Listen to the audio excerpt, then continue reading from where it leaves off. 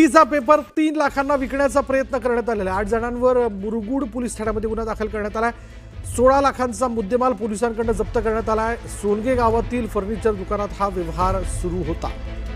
आता क्षणाची मोठी बातमी आपण बघतोय। टीटीचा पेपर 3 लाखांना विकण्याचा प्रयत्न केला जात होता। याबद्दल आता 8 जणांवर मुरगुड पोलीस ठाण्यामध्ये गुन्हा दाखल करण्यात आला आहे। 16 लाखांचा मुद्देमाल पोलिसांकडून जप्त करण्यात आल्याचं कळतंय आणि सोनगे गावातल्या फर्निचर दुकानात हा सगळा व्यवहार सुरू होता। याची माहिती मिळताच पोलिसांनी याबद्दल कारवाई केलेली आहे। टीईटीचा पेपर हा 3 लाखांना विकण्याचा प्रयत्न जो आहे तो करण्यात आला। अधिक माहिती आपण जाणून घेणार आहोत। आमचे प्रतिनिधी ज्ञानेश्वर साळोखे आता क्षणाला आपल्याबरोबर। ज्ञानेश्वर, काय माहिती याबद्दल?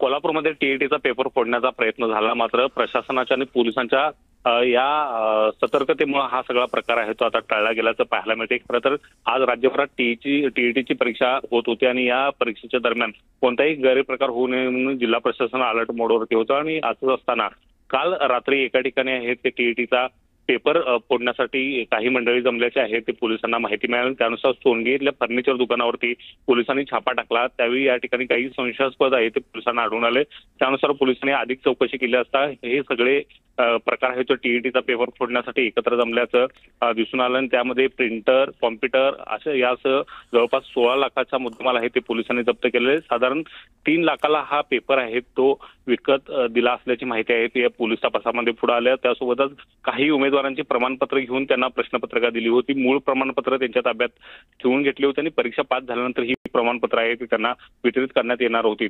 एकूणच हा सगळा गैरव्यवहार आहे तो रोखण्याचा प्रयत्न आहे तो पोलिसांच्याकडून झाला। त्यामुळे टीईटी मधला पेपर फुटीचा प्रकार रोखण्यामध्ये कोल्हापूर पोलिसांना यश आल्याचं पाहायला मिळते।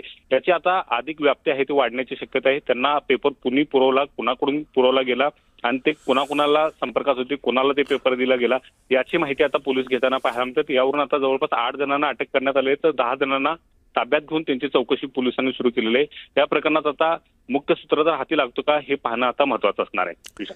धन्यवाद ज्ञानेश्वर या सगळ्या तपशिलाबद्दल।